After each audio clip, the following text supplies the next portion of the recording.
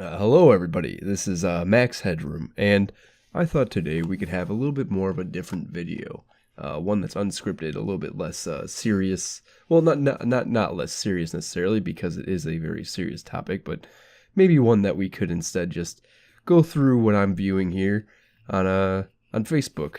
My friend sent this to me earlier today, and I thought I'd go through it with you. I already went through it once. I'm not on Twitter, obviously, so I can't click on the videos or what have you. So let's just read through these.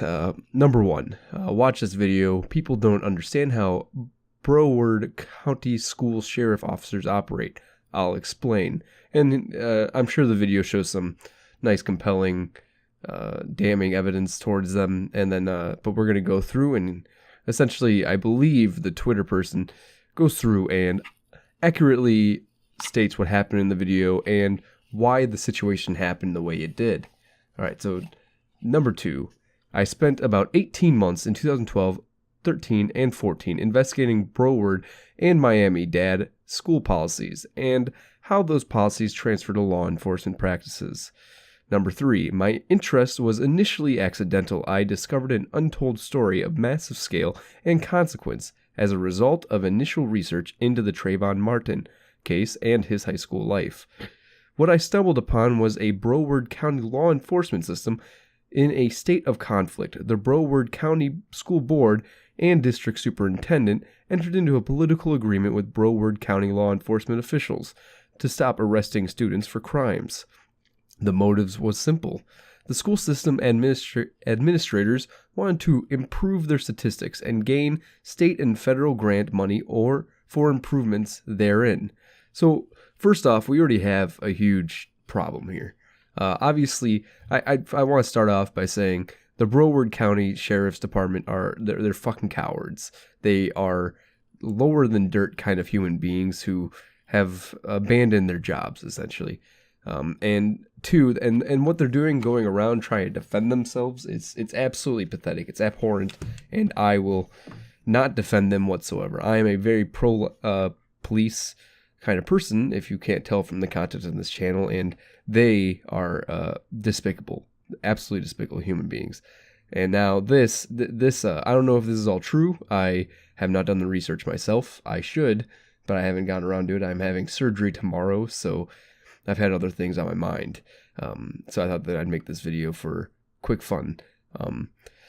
But anyways, this first little segment here, It begins to explain to you that essentially the Broward County Sheriff's Department had an agreement with the school that they wouldn't arrest kids, regardless of what their crime was. And we'll get further more into that later when they start popping up more. Let's go to the next thing.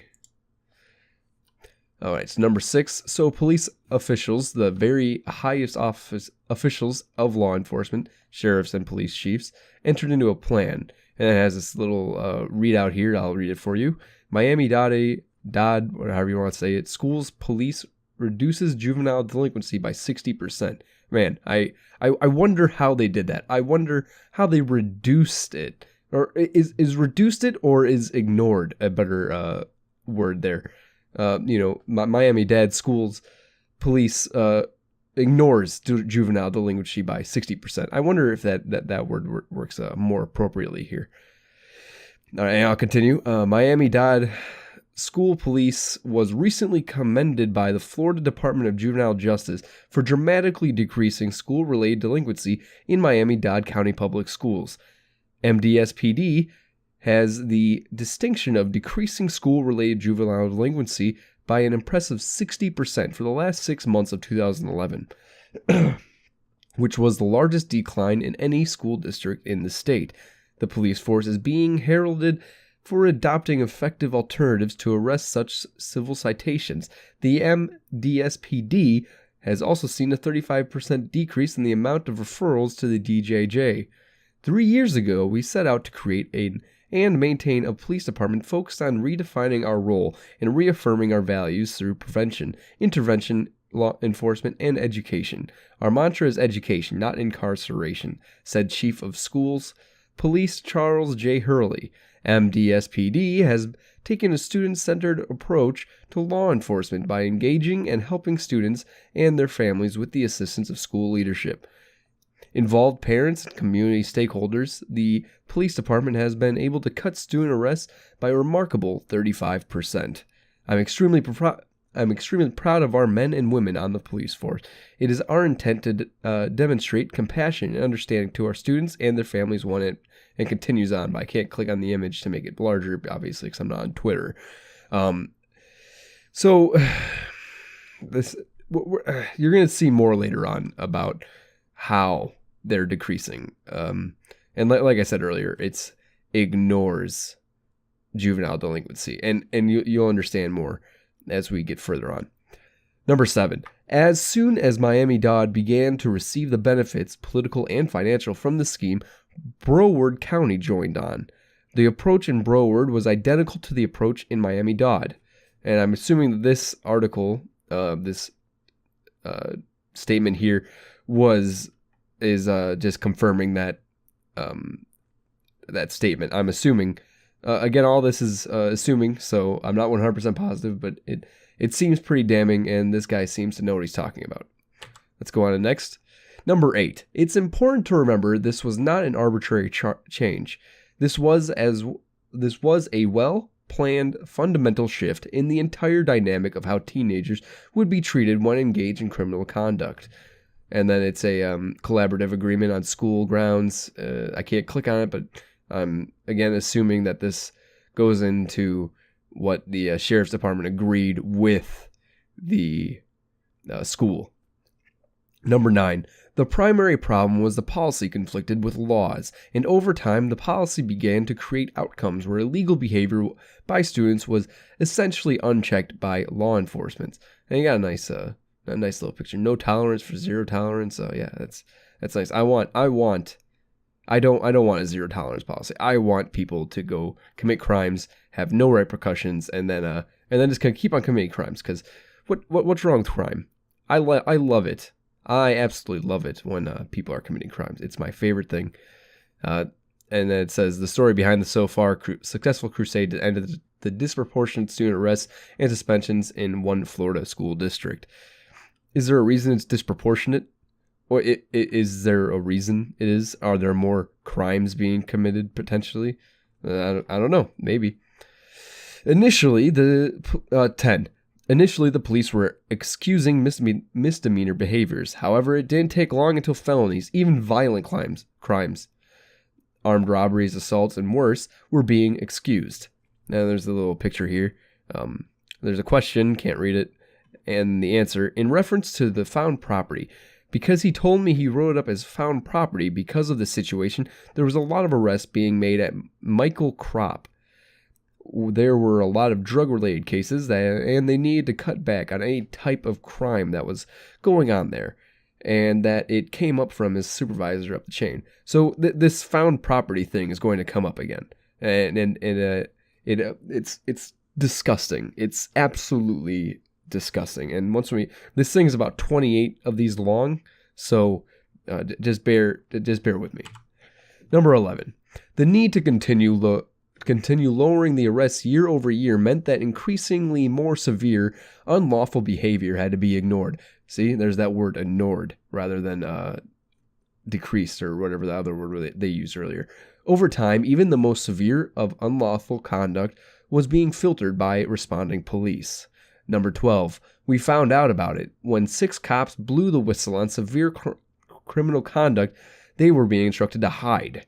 The sheriff and police chiefs were telling street cops and school cops to ignore ever-worsening criminal conduct. So right here, this one's probably one of the worst, is they're being instructed to hide. They even try to blow the whistle, but apparently, I'm assuming, I can't remember what it says later on about this specifically, but I'm assuming the sheriff and the police chiefs just covered it up. They said, no, there was no, the whistle blowing it's just air up your ass. It doesn't mean anything. And it's disgusting that a sheriff or higher ups in the governmental process are pushing down these good cops who want to do the right thing, who want to do right by their communities. and these higher ups are saying, fuck you, we're going to do what we want. Anyways, number 13. The police were in a bind. They were encountering evidence of criminal conduct, and yet they had to hide the conduct. There were examples of burglary and robbery where the police had to hide the recovered evidence in order to let the kids get away without reports. See, here's that recovered evidence, and what did they say before? Found property. Recovered evidence and found property are two things that they say here, and it's going to go into it more later on because let's just continue. Number 14. The police would take the stolen merchandise and intentionally falsify police records to record stolen merchandise as if they had found it on the side of the road. See, and then that's where it's fucking the absolute pissing me off here is where instead of charging anybody, instead of doing the fucking right thing, they say, no, we just found it. It's recovered evidence. It's found property. We sorry, we just found it. And and it makes me more angry later on. You're gonna see why. I'll bring it up. Number 15. They put drugs and stolen merchandise in bags and sent it to storage rooms in the police department, never assigning the recovery to criminal conduct. Stolen merchandise was just sitting in storage rooms gathering dust. Number 16, and here's where it is. They couldn't get the stuff back to the victim because that would mean the police would have to explain how they took custody of it. So they just hid it. To prove this was happening, one of the officers told me where to look and who the victim was. See? Imagine. Okay, just let's imagine you're a jewelry store owner. You make your entire living off your jewelry store, okay? And one day it gets robbed. You lose $10,000 worth of merchandise. That was... And it's going to drive you bankrupt because you can't get that back. And let's say you had a shitty insurance plan. They said, nope, we don't cover for burglary or whatever. Like for some reason, you just got completely fucked out of this deal. And then the police say, oh yeah, we found it. We found it, but you can't have it back because we can't tell you how we found it. We can't charge anybody with a crime because it was a kid. And do you really want to ruin this kid's life who just burglarized you for $10,000-ish? No, you don't want to do that. We're just gonna hold on to all of your merchandise. We're gonna hide it in the back of the police room, and just don't worry about it anymore. All right. Good luck with the rest of your life, sir. Goodbye. Fuck these people and fuck what they did. Number 17. At first, I didn't believe them. However, after getting information from detectives, cross-referencing police reports, and looking at the found merchandise, I realized they were telling the truth. Number 18. A massive internal investigation took place, and the results were buried. Participating in the cover-up were people in the media who were connected to the entire political apparatus. Fucking... Alright. IA. How do you cover up an IA investigation? I guarantee... It was police chief and sheriff and potentially other higher political powers, but also the fucking media. The media. Ugh, God. The mainstream media and media in general has gotten so ridiculous past the point of satire. I don't know. I just don't know how they live with themselves at times. I'll continue. 19. The sheriff and police chief could always deny the violent acts, assaults, rapes, beatings, etc., were being ignored. That's why the good guys in the police department gave the evidence of the stolen merchandise. The physical evidence could not be ignored and prove the scheme. Excuse me. So see, here's good cops. Good cops. They're... Because, right, you can say, oh, well, we got a call on an assault. But when we got there, we realized it wasn't. It was a false flag, and we just left. So, sorry, no assaults, rapes, or beatings are taking place at this high school. Don't worry about it. But then they collect this found evidence, quote unquote, and they put it in the back of their evidence room, and then one guy comes out and takes it out and says, no, look, we have all of this stuff. This is something you cannot deny. And then you come over and you go, there's my $10,000 worth of jewelry. And they're like, oh, fuck. I digress. Number 20. From 2012 to 2018, it only got worse. In Broward and Miami-Dade, it is almost impossible for a student to get arrested. The staff within the upper levels of the LEO, law enforcement officers, keep track of arrests, and when a certain number is reached, all else is excused. there's a problem. Quotas are illegal. I want to point this out for everyone. Quotas are illegal for police departments. You cannot have a quota on how many arrests or whatever you can have. However, there is it's kind of a gray area, right? Because higher ups know how crime is happening, right? They know it's happening. So if you have 0 arrests in a month, you're probably going to get fired because they know something is happening. They know things are happening out there. There's no reason you shouldn't be arresting people. It's just that they can't say you have to get 10 arrests this month, right? So they can get a general idea and see if you're performing at standard or below or above standard. And just from that general idea, and right, if you aren't performing, they'll fire you. And this is where it gets really fucking illegal, because essentially they're using the quotas. And I mean, it's not technically a quota. It just means that here's what you're expected to get, and now you don't really have to get anything else past that. So it's not really a quota, but it actually is, and it's fucked up. Number 21. Well, it didn't take long for criminal gangs in Broward and Miami-Dade to realize the benefit of using students for the criminal activities. After all, the kids would be let go, so organized crime became easier to get away with if they enlisted high school kids. Just what a fucking joy, right? What a joy. Number 22. As criminals became more adept at the timing within the offices of the officials, they timed their biggest crimes to happen after the monthly maximum arrest quota was made. Arrest quota. See, that's where that word comes in. That's where that word comes in, and it's not legal. It is not legal to have a quota as a police department, as a bare minimum standard, I suppose, but to use it as this as well is fucked up. It's not right. You can't have a quota mean that you have to get this many, but you also can't have a quota that says you only need to get this many. It's fucked up. Ugh. Ugh. Number 23. The most serious of armed robberies, etc., were timed for later in the month or quarter. The really serious crimes were timed in the latter phases of the data collection periods. This way, student criminals were almost guaranteed to get away with it. So, here we are, 2018, right? School shooting just happened at the school. Where this is happening. You know, the Broward County Sheriff's Department is the one that didn't go into the school because of the school shooter. And we're going to get into that later as well. I believe it pops up very soon here.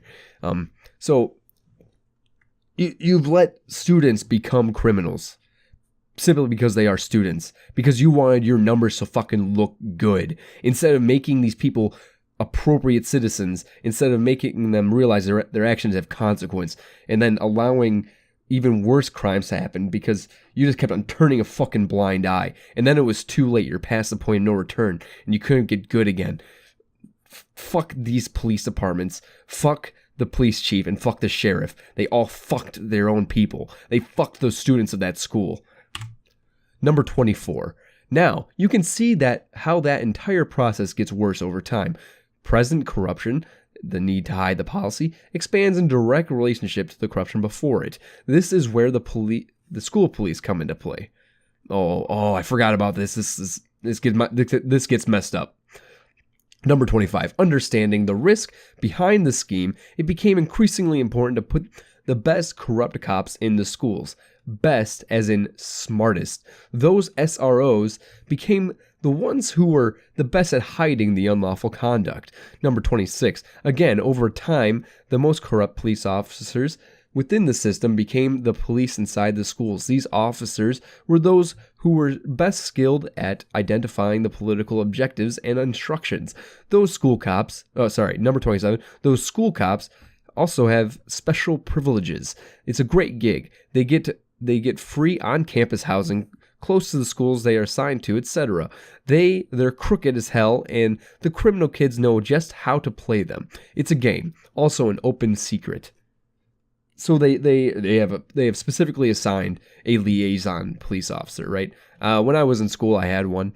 We had an ex-detective, a detective he would come by every so often as well. We also had an all-time school liaison officer there. So essentially that's what they had. but they had a fucked up, corrupt one that would sit there and play with the kids and let them get away with shit all the time.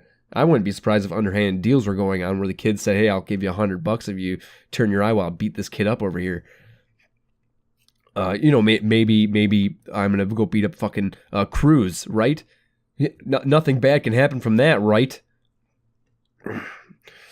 Number 28. A lot of it came out during the earlier internal affairs investigation. Unfortunately, behavior needs never change because the politics never change. It's still going on. All right, so I can't read this whole thing, but I did read through it on my first go through. So, listen. The information that Officer Dunn gave me is completely different from what the police report is stating about the marijuana. Q. Oh right. Okay. Oh, right. But just for the record, I mean, he also did expand and say, A. Yes. Q. That he was told he wrote it that way. A. He was told that he needed to go back. Yeah, to go back on all the delinquency acts. Q. Okay, and mention specific supervisors. So I believe that this line right here, this A line, he need to go back, to go back on all the delinquency acts. So I believe what that is trying to say is that if he did go and charge any students with criminal acts, any delinquency acts, that he had to go back through and essentially erase them. He had to make them go away somehow. If that is what that says, this police department, the sheriff's office, whoever this is right here that they're talking about is so. This is why nobody trusts the police. This is why we're having this problem now. Let's move on. Number 29. Ooh, yeah, the nice Hillary Clinton and sheriff's officer standing together. It's very nice. So nice. 29. For years this has been happening and no one cared. Crimes happened, students excused, victims ignored, etc.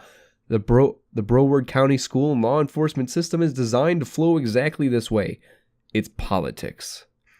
Number 30. Only then the Parkland school shooting happened. For a Broward County Sheriff Scott Israel, this had to be an oh shit moment.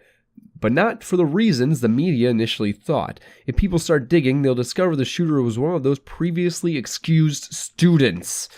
Cruz was a previously excused student. Let's move on. Number 31. This guy looks goofy as fuck. Yes, I know. It's funny. Number 31. The same sentiment applies for Sheriff Scott's partner. School Superintendent Robert Runchi, previously from Chicago. Things are very risky if people start digging. Oh, from Chicago. Oh, you mean where all handgun violence in the U.S. happens? Where it all happens? In Chicago? That's where he's from? What a surprise that he's going to turn a blind eye to it. Number 32. Follow a simple timeline. 2011-2012. Broward County School Administration made a policy decision to block the arrests of students in order to improve their education statistics.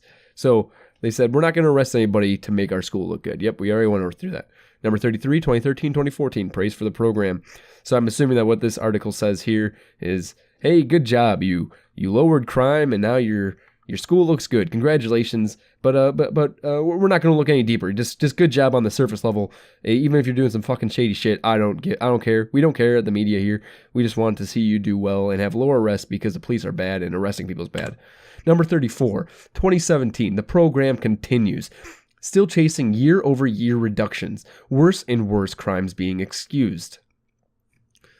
Then can Pittsburgh educators stop the churn of students into the school to prison pipeline? See, and this is what they're trying to avoid, the school to prison pipeline. Okay, but if you have criminals, you have to arrest them. You have to make them realize that they are being criminals and that what they do has consequence.